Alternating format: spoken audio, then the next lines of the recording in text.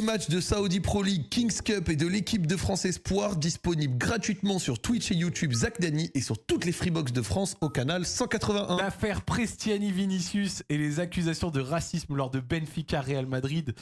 Que s'est-il passé? Que s'est-il passé?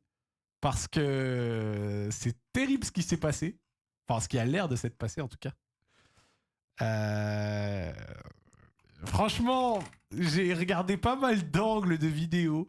J'ai rechecké plein de trucs. Mais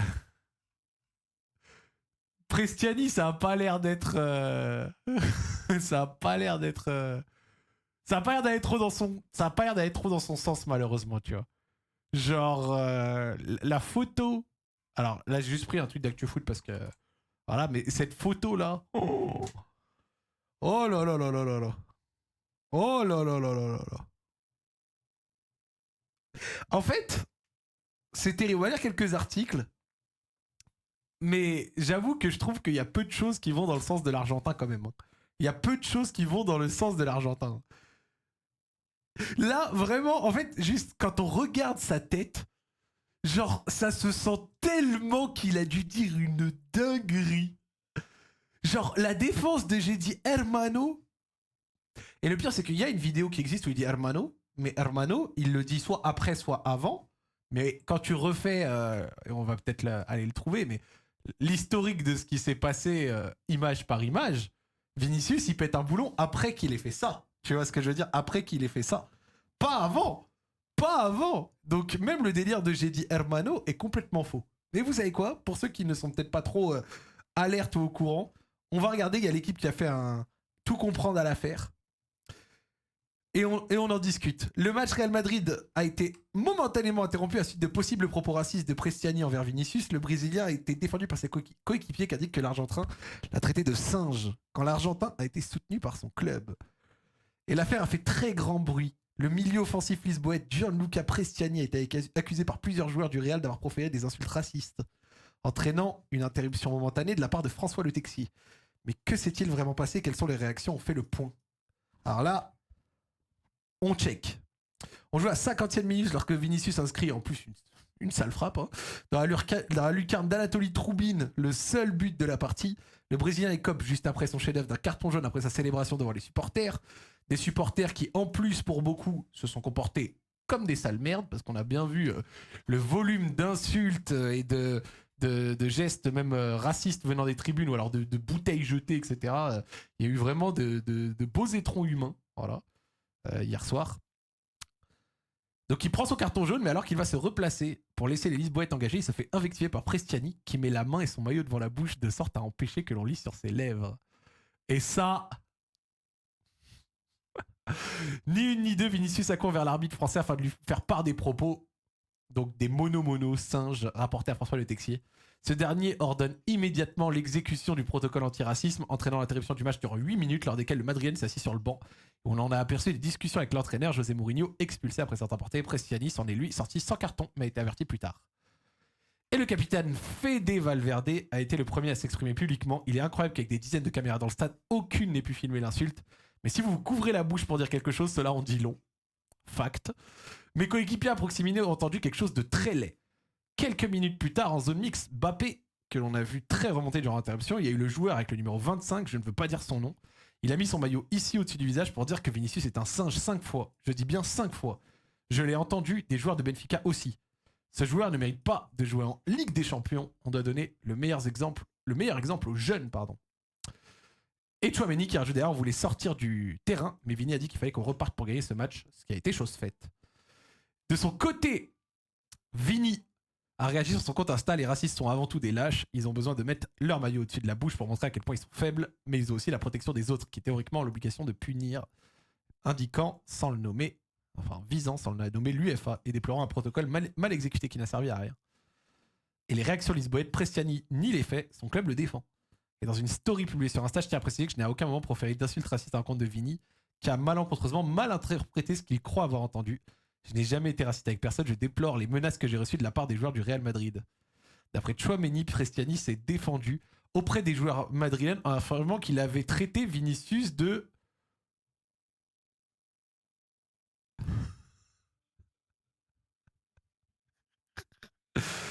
Établissant une curieuse hiérarchie de ce qui est acceptable entre l'homophobie et le racisme. Oh là là, mais on est où, bordel? Mais on est où, bordel? On est où, bordel? Oh là là là là. Son coéquipier grec Pavlidis a déclaré ne pas croire que ce type soit raciste, renvoyant plutôt à l'incident à une simple querelle entre l'Argentine et le Brésil. J'ai parlé aux deux. Vini me dit une chose et Prestiani m'en dit une autre. Je ne veux pas être partial et dire que je crois à 100% Prestiani, mais je ne veux pas non plus être impartial et dire que ce que me dit Vinicius c'est la vérité. Avant tout de même de reprocher à Vinicius d'avoir célébré son but de manière véhémente. Alors, juste pour le coup, je vais quand même aller un peu contre José Mourinho sans vouloir donner des leçons. José Mourinho qui reproche à quelqu'un d'avoir célébré un but de manière véhémente. José Mourinho. José Mourinho. C'est Danny Drinkwater, bois de l'eau là. Hein. Célébrer de manière exubérante. Mais José Mourinho l'a fait des dizaines de fois dans sa carrière. À se pavaner sur le terrain adverse, au Camp Nou. On a, genre après des gros... Enfin, genre pour le coup, s'il y a bien une personne qui a fait ça tout le long de sa carrière, c'est bien José Mourinho. Que ce soit les petites phrases, les célébrations, les machins, il s'est nourri de ça. Par exemple, et parce que je vois certains dans le chat ici de Willou, il dit dans sa vidéo un truc intéressant, il dit Vinicius se nourrit de ça. D'accord. Mais s'il y a bien une autre personne qui s'est nourrie de choses comme ça aussi dans toute sa carrière, c'est bien José Mourinho. Hein. José Mourinho, il s'est nourri de l'adversité, des provocations, de faire sortir les gens de leur gonds. C'est la spécialité du Special One, tu vois, de faire ça. Donc, pour le coup, lui, il a toujours fait ça, tu vois. Plus tard dans la nuit, Benfica a publié sur son compte X une vidéo prise des tribunes au moment des faits reprochés à Prestiani. Comme le montrent ces images, vu la distance entre eux et ceux de Benfica, les joueurs du Real ne peuvent pas avoir entendu ce qu'ils prétendent avoir entendu, peut-on lire en légende. Alors que la même vidéo montre Camavinga situé à proximité immédiate de Vinicius et Prestiani. Mbappé n'est pas si loin non plus. Donc là, on voit, hop, il y a Vini, ok. Il y a quand même Mbappé, Camavinga. Donc là, regarde, wesh. C'est ça la défense du Benfica ? C'est ça la défense du Benfica ? La défense de Benfica, c'est de dire qu'ils sont trop loin. Alors, tous les joueurs du Real Madrid n'ont pas y avoir entendu, mais bon, Vinicius est juste à côté, Camavinga est à peine derrière, et Mbappé est juste là à gauche. Hein, donc, soit dit en passant, les trois sont pas très loin. Hein. C'est pas si fou de se dire qu'ils ont pu entendre, surtout si Prestiani a pu le dire fort. Surtout qu'à ce moment-là, on est sur l'engagement. Après un but encaissé, c'est les moments où en général les sifflets tombent, où le bruit du public commence à redescendre. Donc du coup, peut-être qu'on s'entend mieux sur le terrain. Donc voilà quoi. Genre là...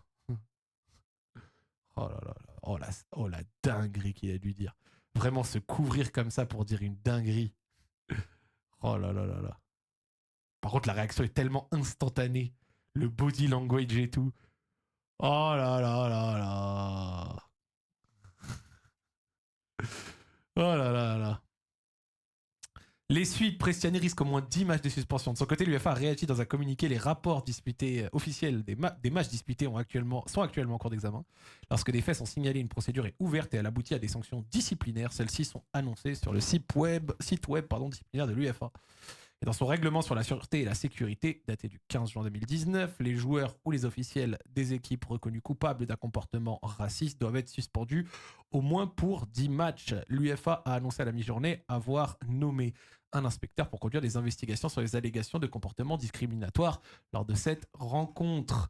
Il y a eu d'autres d'ailleurs vidéos qui sont sorties, notamment c'était une vidéo avec, je crois que c'était une meuf qui se filme en genre facecam dans les tribunes et il y a un mec derrière qui fait vraiment les pires bruits de singe comme un gros débile quoi tu vois, avec sa femme à côté et tout, vraiment la honte.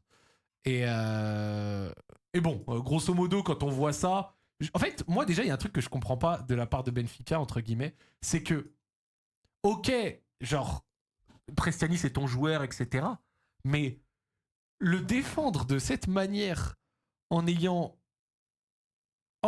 que ce serait pas si fou de s'imaginer que ça s'est vraiment produit. Et donc du coup aller aussi fort dans ce sens-là quand il y a eu des dingueries dans tes tribunes toute la soirée et que derrière, t'as un joueur qui est accusé d'un truc grave, t'aurais pu prendre une position un peu plus neutre sans forcément aller 100% Vini parce que t'as peut-être aussi envie de couvrir un peu ton joueur. Mais là, frère, genre ça là, postez ça. Comme le montrent les images, compte tenu de la distance, les joueurs du Real n'ont pas pu entendre ce qu'ils prétendent avoir entendu. Mais c'est n'importe quoi, frère. Bah, Mbappé, il est à 2-3 mètres. Kama, il est juste derrière Vini. Genre, c'est n'importe quoi. C'est n'importe quoi. Voilà, merci. Une autre voilà, merci. Un autre point de vue. Ah, effectivement, Benfica, merci, hein, merci les amis de Benfica. Effectivement, c'était impossible pour Kamavinga d'entendre, genre en étant juste derrière. Bon, Mbappé, à la rigueur, il est peut-être un peu plus loin, mais comme j'ai dit, sur les engagements, c'est là où il y a un peu moins de bruit dans les tribunes. Genre là, pour le coup, je trouve que Benfica se vautre dans une défense qui est ridicule. Benfica se vautre dans une défense qui est absolument ridicule. Donc, bon, ok. Franchement, moi, on va pas prendre de pincettes, hein, les gars. Hein. C'est très simple. Hein. C'est très très simple, les gars. Attends, sur Twitter, le compte Fabrizio Fona a publié un tweet raciste sur Vinicius, 50K likes. Bah, j'ai pas checké. Un gars qui est comme ça, vers la ligne, qui se couvre la bouche pour dire des trucs. Déjà, quand tu te couvres la bouche, c'est pas pour dire Hermano, hein. Comme on a dit, le truc de Hermano, c'est un autre moment. Ce n'est pas au moment où Vini dégoupille. On voit bien que Vini dégoupille après que le gars il ait fini de dire sa dinguerie en faisant ça. Donc quand tu fais ça pour dire quelque chose, c'est que t'as dit une saloperie, mais monumentale. T'as dit une saloperie monumentale. Et ça dépasse un peu le pétage de pont classique que tu peux chercher sur les terrains. Quand tu connais un peu le football, tu sais que ça s'insulte sur les terrains. Entre adversaires, défenseurs, attaquants, etc. Ça peut même à des moments se chauffer, etc. Mais quand ça franchit un certain niveau, mais là, gros, genre là, quand on voit la manière dont dégoupille Vini sur genre un peu, alors on va faire de la lecture, tu vois, mais le langage corporel de Vini, mais frère, le langage corporel, mais il dégoupille à une vitesse et d'une manière. Enfin, je me permets, hein, je fais de la lecture à 2 balles, mais ça respire la sincérité. Genre, quand on regarde l'action, hop là, il couvre sa bouche, il dit sa saloperie, hop, Vini l'entend, donc il l'entend, et là il dégoupille, boum, et il va voir l'arbitre directement. Et ouais, il va dire l'arbitre, il va voir l'arbitre, regarde l'autre après derrière. Bah oui, connard, sans déconner. Sans déconner. C'est indéfendable. C'est indéfendable. Alors avec 80 milliards de caméras HD, je pense qu'il y aura une enquête bien approfondie qui sera menée. Peut-être qu'il y en a une, sait-on jamais, qui réussira à choper une espèce d'image qui permettra une lecture labiale des propos de Prestiani. Parce que pour moi, je pense pas que l'UEFA réussira à le sanctionner sans que ce soit établi de fait en dehors de la parole de Vinicius. Genre, je le pense vraiment. Et surtout, genre, quand on regarde les éléments, ils sont là. Vini vient de marquer un banger. Son équipe est en train de se remettre. Il n'a aucune raison de spécialement mentir. On pourrait croire qu'il ne ment pas, mais qu'il a peut-être mal compris. Mais à l'inverse, Prestiani, il est frustré. Il y a Vini qui venait de célébrer juste avant. Ça l'a peut-être énervé. Le gars est devant lui. Il parle encore. Il lui balance sa saloperie, tu vois. Genre, il lui balance sa saloperie. Donc, franchement, là, pour le coup, c'est... Ouais.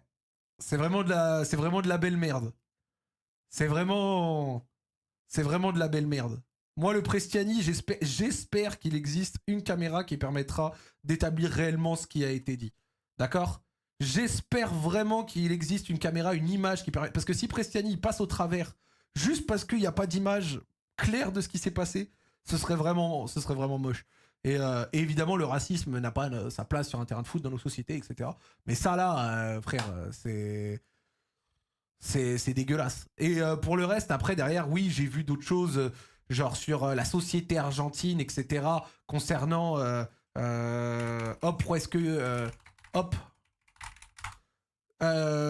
comment ça s'appelle ? J'ai vu plusieurs trucs sur les réseaux, comme quoi en Argentine, il y a une culture avec des fois un racisme, un machin, un truc. Les gars, il y a une vidéo super intéressante que j'avais regardée. Je me rappelle plus ce qu'elle dit parce que j'ai regardé il y a plusieurs mois, mais regardez ça. Une vidéo super intéressante sur pourquoi il n'y a pas de noirs en Argentine.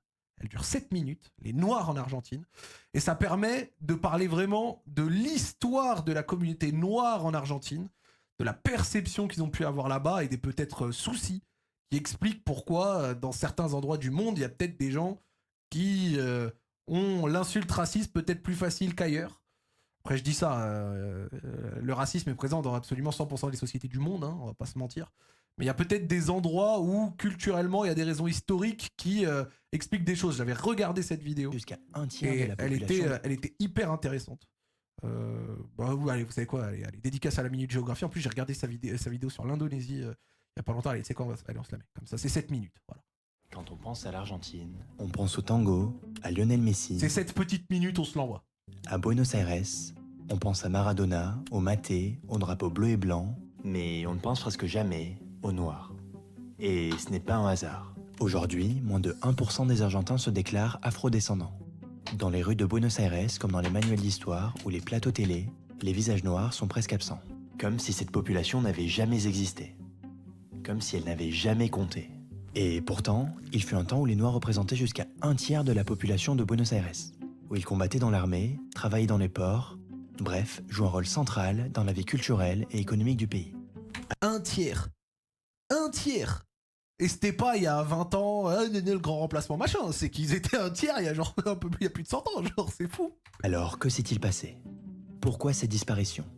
Comment une population si présente a-t-elle pu devenir invisible? Aujourd'hui, on va parler d'un effacement. Pas un effacement soudain, brutal, spectaculaire, un effacement lent, méthodique, silencieux. On va parler des Noirs d'Argentine et de la manière dont un pays tout entier a tenté d'effacer leur mémoire.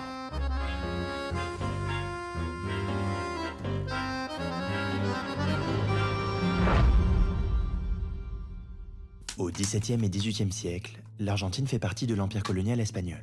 Et comme dans tout empire colonial, il y a des esclaves. Des dizaines de milliers d'Africains sont déportés de force depuis l'Angola, le Bénin ou le Sénégal pour être vendus sur les quais du port de Buenos Aires. À l'époque, cette ville n'a rien du centre culturel qu'elle deviendra. C'est un avant-poste commercial, un carrefour où se croisent contrebande, vaches, cuir et êtres humains. C'est dingue. Vraiment, rien que se rappeler de certaines périodes de l'histoire comme ça, c'est dingue. Contrairement à ce que l'on croit, l'Argentine n'a pas été épargnée par la traite négrière. Elle a simplement été moins documentée. Et pourtant, les chiffres sont là. Au début du 19e siècle, un habitant de Buenos Aires sur 3 est noir ou métis. Les femmes afrodescendantes cuisinent, lavent, élèvent les enfants des familles blanches. Les hommes, eux, sont souvent envoyés dans l'armée ou dans les plantations du Nord-Ouest. Mais les Noirs ne sont pas qu'une force de travail. Ils forment une véritable communauté avec leurs traditions, leur langue, leurs rituels, leur musique. Ils ont leur église, leur confrérie religieuse, leurs propres fêtes. Et cette présence influence profondément la culture argentine. En d'autres termes, les Noirs ne sont pas une note de bas de page de l'histoire argentine. Ils en sont un chapitre à part entière. Mais ce chapitre, à peine écrit, va être effacé. Au 19e siècle, l'Argentine entre dans une nouvelle ère. Elle lutte pour son indépendance, construit son armée, trace les contours de la nation. Mais cette construction ne se fait pas pour tout le monde. Au contraire, elle se fait au détriment de certains. Et les premiers à en faire les frais sont les populations noires. Dès les Ça, c'est intéressant. Putain, mais rien que de me refaire cette vidéo, c'est un banger. Je l'aime beaucoup, sa vidéo. premières guerres d'indépendance, les hommes noirs sont enrôlés massivement. On leur promet la liberté en échange de leur sang. Mais ce qu'on ne leur dit pas, c'est qu'ils seront souvent envoyés en première ligne, sans armes, sans formation. Et cela ne s'arrête pas là. Quelques décennies plus tard, c'est la guerre contre le Paraguay, connue comme la guerre de la Triple Alliance. Un conflit brutal, sanglant, mené de 1865 à 1870. Et là encore, les bataillons afro-argentins sont les plus exposés. Le taux de mortalité est terrifiant, à tel point qu'à la fin du 19e siècle, des observateurs notent déjà que les Noirs ont quasiment disparu de Buenos Aires. Mais ce n'était que la première étape. En 1871, une épidémie de fièvre jaune frappe Buenos Aires. Elle touche surtout les quartiers les plus pauvres, les plus denses. Et bien sûr, qui y résident principalement les populations noires, descendantes d'esclaves. Entassés, sans accès aux soins, exclus des cercles de pouvoir. Des milliers meurent. Leur part dans la population s'effondre encore. Et cette fois-ci, ce n'est plus la guerre, mais la maladie qui décime. Mais ce qu'il faut bien comprendre, c'est que cette disparition n'est pas qu'un hasard. Elle s'inscrit dans une idéologie. C'est une Argentine moderne, européenne, blanche. À partir de la fin du 19e siècle, le pays ouvre grand ses portes à des millions d'immigrés venus d'Italie, d'Espagne, d'Allemagne ou de Suisse. Ils sont Et c'est là où, si vous avez déjà vu des documentaires, il y a des documentaires très intéressants sur comment était Buenos Aires, genre dans les années 50, 60. Et c'était apparemment une place des intellectuels, avec une ville quasi européanisée, machin, nanan. Mais c'est content enfin, c'est pas content, c'est intéressant, pardon, d'entendre parler un peu plus de l'histoire qui a mené jusqu'à ça. Encouragés, valorisés, installés dans les villes. Et en parallèle, on efface discrètement les Noirs du paysage. En 1887, la catégorie dite nègre disparaît officiellement des recensements. Les derniers Afro-Argentins recensés sont noyés dans des catégories floues, trigueños, métis, blancs. Et puis, si une population ne figure pas dans les statistiques, alors elle n'existe pas, non? L'Argentine se construit une image d'elle-même, celle d'un pays sans passé africain, tourné vers l'Europe, qui se pense plus blanc que le Brésil, plus civilisé que ses voisins. Et cette image, elle va la cultiver pendant plus d'un siècle. Quand une population disparaît physiquement, on pourrait croire que sa mémoire reste. Mais en Argentine, c'est tout l'inverse. Après les guerres, les épidémies et les recensements truqués, c'est la culture noire elle-même qu'on va tenter d'effacer. Plus d'écoles afro, plus de confréries religieuses, plus de représentations publiques. Les Noirs ne sont plus dans les journaux, ni sur scène, ni dans les livres d'histoire. Et pourtant, ils sont partout. Le tango, ses rythmes viennent du candomblé, des percussions africaines jouées par des esclaves libérés dans les quartiers populaires de Buenos Aires. Mais ce lien, on ne le dit jamais.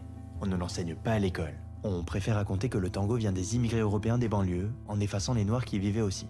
Et ce n'est pas seulement dans la musique. Même la toponymie, le nom de rue, de quartier, porte des indices. Le quartier de San Telmo, l'un des plus anciens de Buenos Aires, fut un centre de vie afro. Le mot quilombo, aujourd'hui utilisé pour désigner le désordre, venait à l'origine de communautés d'esclaves en fuite. Mais qui s'en souvient? Ce n'est pas un oubli involontaire. C'est une mémoire étouffée, enterrée.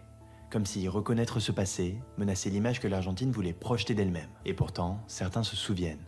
Des familles entières ont continué à transmettre, en silence, des danses, des mots, des recettes. Des descendants d'Afro-Argentins gardent dans des tiroirs des photos, des archives, des histoires que personne n'est venu leur demander. Pendant des décennies, l'histoire afro-argentine a donc été reléguée aux marges. Invisible dans les livres, ignorée par les médias, minimisée par les politiques. Mais aujourd'hui, les choses commencent à bouger. En 2010, pour la première fois depuis plus d'un siècle, le recensement argentin pose une question simple. Vous considérez-vous comme afrodescendant? Des dizaines de milliers de personnes répondent oui. Certaines par fierté, d'autres par mémoire familiale, d'autres encore par la volonté de réparer un oubli. C'est le début d'une reconnaissance tardive, mais importante. Les communautés afrodescendantes s'organisent, se regroupent, manifestent, créent des associations. Elles exigent qu'on leur enseigne leur histoire, qu'on célèbre leurs figures, qu'on répare les injustices. Des artistes, des chercheurs, des militants prennent la parole. C'est intéressant, hein? Ils racontent leurs racines, leurs fiertés, leurs blessures aussi. Ils rappellent que l'Argentine noire n'est pas seulement une histoire ancienne, elle est vivante, ici, maintenant. Et ce n'est pas tout. Depuis les années 1990, de nouvelles vagues migratoires venues d'Afrique de l'Ouest, principalement du Sénégal, redonnent une visibilité au visage noir dans les grandes villes comme Buenos Aires, Rosario ou La Plata. Mais là encore, ce n'est pas simple. Ces communautés font face au racisme, au rejet, à la précarité. Le regard de l'Argentine blanche sur ses afrodescendants reste souvent teinté d'exotisme, de méfiance ou d'ignorance. Et pourtant, petit à petit, les lignes bougent. Des écoles intègrent l'histoire afro dans leurs programmes, des musées commencent à organiser des expositions, et des jeunes s'affichent fièrement comme afro-argentins.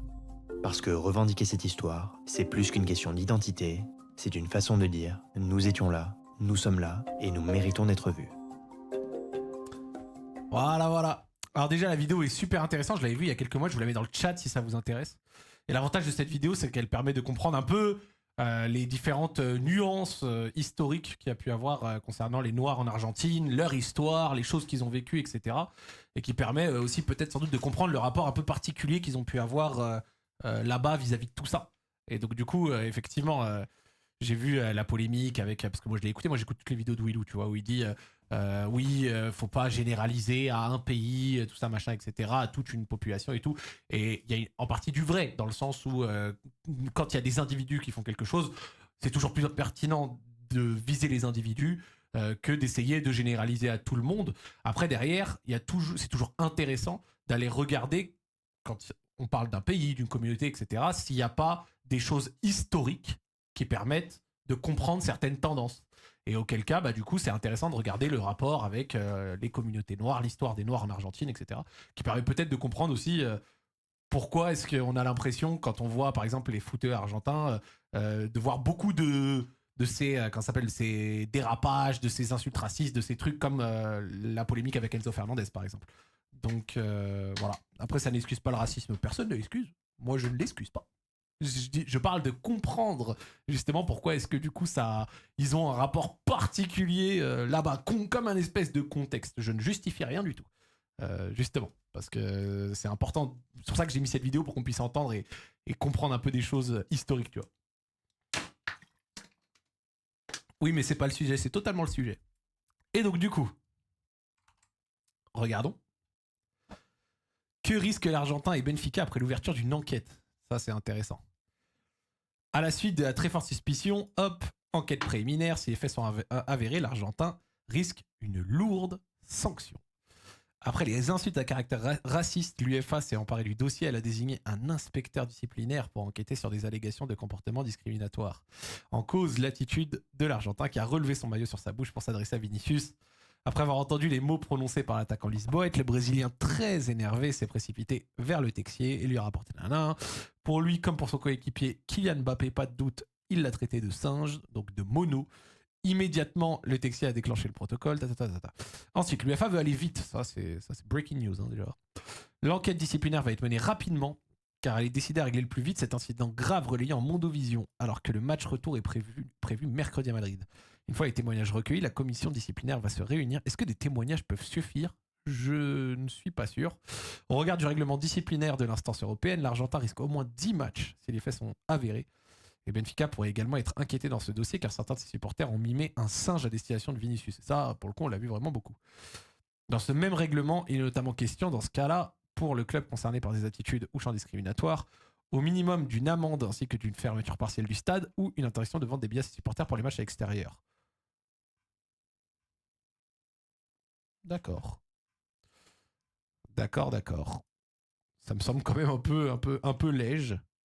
Mais lui, pour le coup, qui était un milieu offensif, qui démarrait sa carrière, qui était attendu comme quelqu'un avec du potentiel, bah là, il vient vraiment de lui mettre un sacré coup avec son geste de débile, où pour le coup, vraiment, c'est sans équivoque. Quand tu caches ta bouche pour dire un truc, c'est vraiment que t'as dit une dinguerie nucléaire. Genre, c'est vraiment que t'as dit une dinguerie nucléaire. J'ai vu qu'au niveau du Portugal, ça remontait au niveau du comment ça s'appelle, du gouvernement et tout. Mais là, franchement, en plus, donc d'après certains joueurs du Real, donc là on va vraiment citer des joueurs du Real, d'après certains joueurs du Real, ils seraient défendus en disant j'ai pas dit mono, je l'ai traité de P-word. Ce qui n'est pas une défense beaucoup plus intéressante, j'ai envie de te dire. Mais globalement, ah ouais, là, c'est. Alors là, ce qu'il attend, c'est pas très propre. Hein. L'affaire Vinicius Prestiani confirme que Mbappé est celui qui incarne le Real Madrid devant les médias.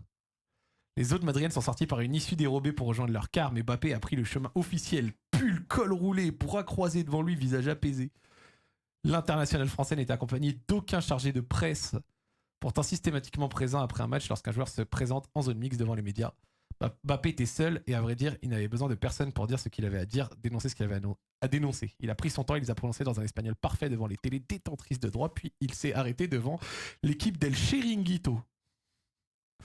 Avant de résumer dans sa langue natale ce qu'il avait dit avant, sans jamais citer Prestiani, l'Argentin accusé d'avoir proféré des insultes racistes. Et d'une certaine manière, Mbappé, 27 ans, a parlé comme un dirigeant. Il s'est positionné d'égal à égal avec l'entraîneur adverse Mourinho, qui ne voulait pas prendre parti. Parce que l'un m'a dit une chose, l'autre m'a dit l'autre. Je ne peux pas en vouloir rejoindre Benfica. Il n'était pas à côté quand ça s'est passé. J'ai dit à José Mourinho, qui est un grand entraîneur, un entraîneur qui a fait l'histoire du Real, ce qui s'était passé. Il faut bien expliquer la situation, il le sait. Mourinho, c'est un entraîneur qui a des valeurs, il ne laissera pas passer ça. Il le met un peu en le dos au mur quand il dit ça. Hein. Hop. Mbappé s'est aussi positionné comme un interlocuteur des instances en les exhortant à sanctionner le numéro 25 de Benfica. Il ne mérite pas de jouer la Ligue des Champions. Mais il a aussi pris soin intelligemment de ne pas mettre tout le monde dans le même paquet et de rappeler qu'il ne faut pas assimiler Benfica, le Portugal, ni tous les supporters portugais à l'incident dont Vinicius avait été victime. Même si son entraîneur Álvaro Arbeloa exprimait quasiment au même moment dans la salle de presse, ce sont surtout les paroles de Mbappé qui ont imprimé, quelle que soit la nature des tempêtes traversées, même s'il n'est pas le capitaine du Real, c'est lui qui vient affronter les médias lorsqu'il le juge nécessaire. Ouais, bah franchement, ouais. Ouais. La défense de Benfica, genre le service com de Benfica qui a posté ce tweet, c'est le garage nucléaire. C'est vraiment, c'est le garage nucléaire. Hein. C'est vraiment, mais la défense est calamiteuse. Calamiteuse, hein.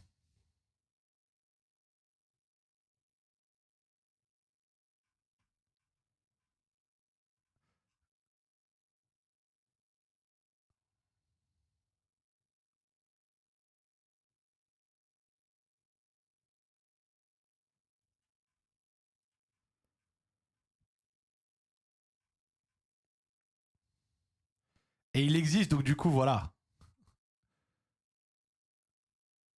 une vidéo un peu mensongère avec un tweet qui a quand même fait 30 000 likes, hein, mais bon, ça, forcément.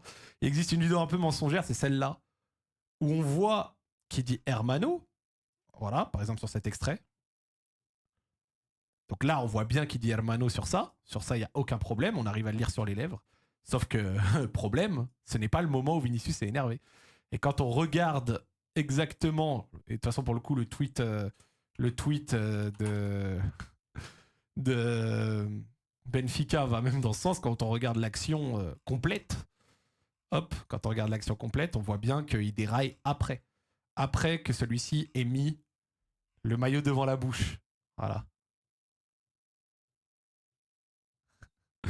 This is a video from 2022 Montaigu Tournament final between Argentina and Brazil U17.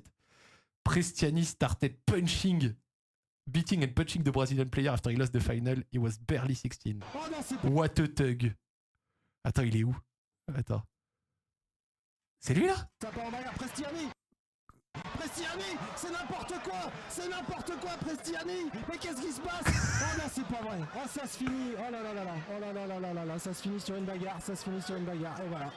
Et voilà le foot qu'on n'aime pas voir, qu'on déteste voir depuis quelques mois maintenant sur plusieurs pelouses. Mais il est allé se mettre des droites, le mec. Ce soir, ça se sera produit ici à Montaigu entre Brésiliens et Argentins. Quelle fausse note ici. Quelle fausse note. Et sincèrement, Jérôme, j'ai même plus trop envie de parler du match. Merci Axoko pour le recel. Un spectacle ahurissant entre voilà, les Argentins et les Brésiliens à la fin. On va pas savoir qui a eu tort, qui a eu raison. Ce qui s'est passé à la fin, notamment, j'ai vu... Oh là là.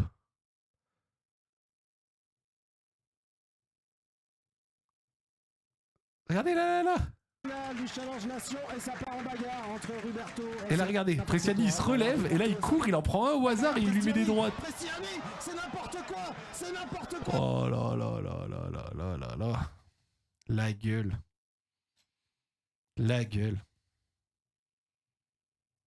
Bref. Prestiani chef.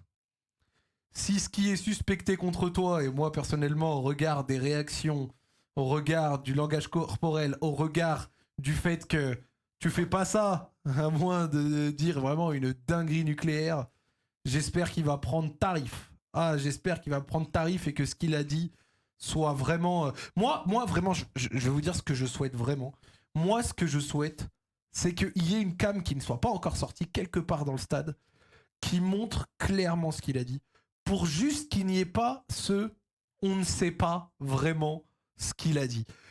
Comme ça, s'il l'a vraiment dit, c'est établi, comme je pense que beaucoup on le pense.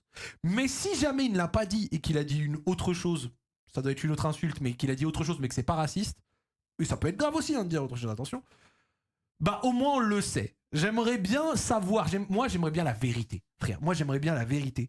Et la vérité qui permette vraiment d'envoyer, genre, qu'on soit sûr, quoi, tu vois. Qu'on soit sûr. Voilà.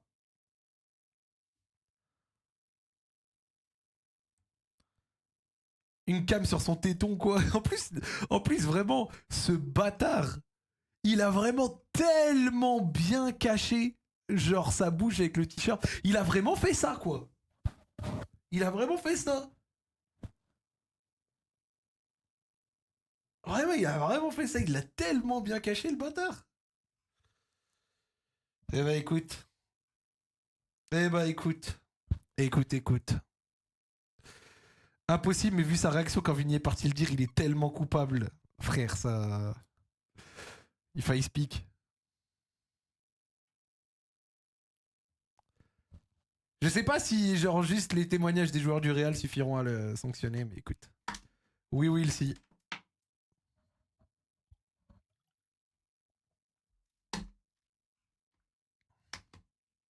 Il y aura bientôt des micros sur chaque joueur. Je pense pas. Je ne pense pas.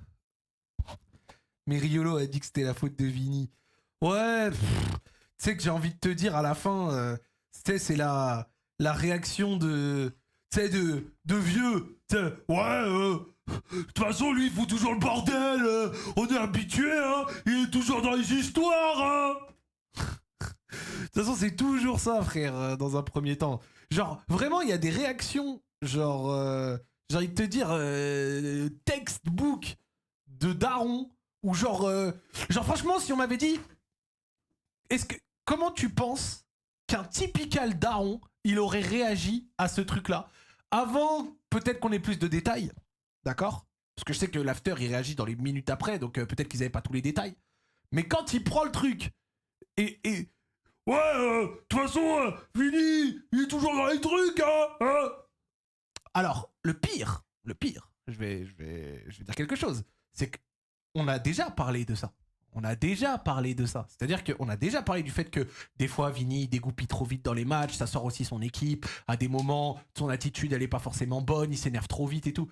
Ouais, d'accord. Mais frère, ça ne justifie pas le saut de merde raciste ou autre que tu peux recevoir en face, en fait. Genre, ce n'est ni justifiable ni justifié, d'accord? Genre, c'est n'importe quoi. Willou qui dit que la célébration elle est inappropriée, t'en penses quoi? Moi j'en pense, je vais te dire un truc, qu'une danse,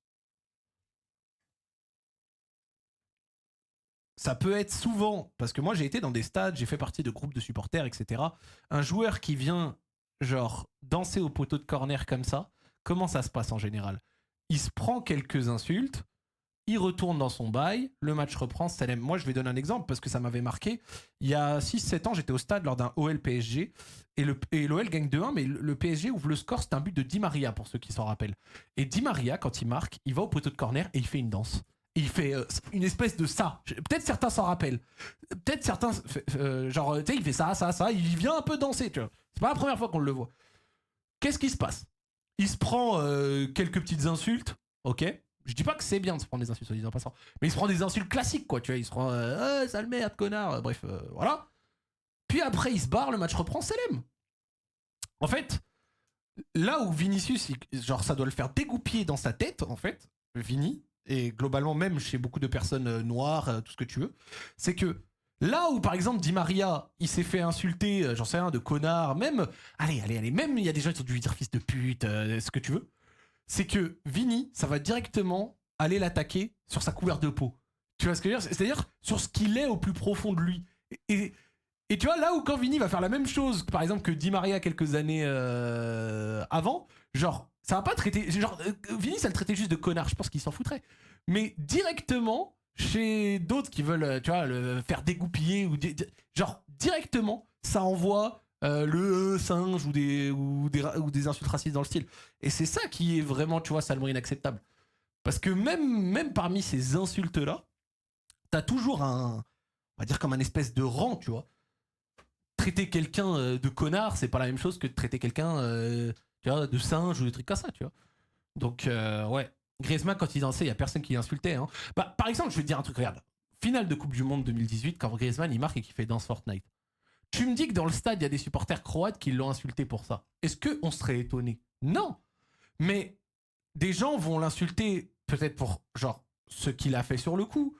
Ils vont dire connard, enculé, ce que tu veux. Mais personne va vraiment l'attaquer au plus profond de ce qu'il est réellement. Tu vois ce que je veux dire? Et c'est là où en fait ça casse dans la tête de beaucoup de gens. Et je le comprends. Franchement, je le comprends. Voilà.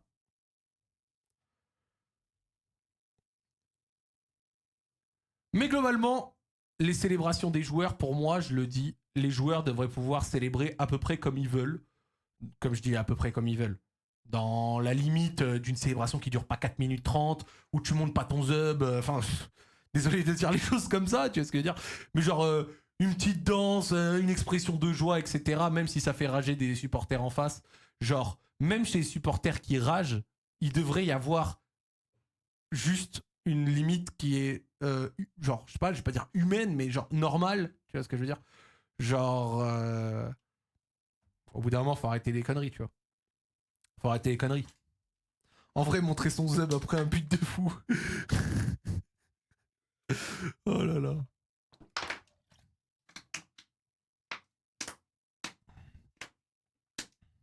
À ton avis, Mourinho le met Titu au retour, il serait bien bête de faire ça. Vini prendrait vraiment le risque de mentir sur ce sujet-là. Moi, pour terminer sur ce sujet-là rapidement, pour moi, Vini, il ne ment pas. Le plus grand risque qui est par rapport à Vini, c'est éventuellement, parce que faut pas non plus rendre le truc impossible, c'est qu'éventuellement, il est mal compris. Mais dans la façon dont il a réagi, quand le contexte de l'action, c'est impossible qu'il ait menti. Tu vois, genre, il est totalement compris que Prestiani a dit autre. Et de toute façon, vu que Prestiani cache sa bouche à partir de ce moment-là, frère, ça y est, hein, c'est vendu qu'il a dit une saloperie de dingue. Mais globalement, au pire, il a mal compris. D'accord ? Après, vu qu'il y a quand même d'autres qui sont à proximité, Kama, Mbappé, qui disent qu'ils ont à peu près entendu la même chose, même si on pourrait se dire que c'est pas par soutien de leur coéquipier, quand tu colles toutes les choses et le fait qu'ils se cachent la bouche.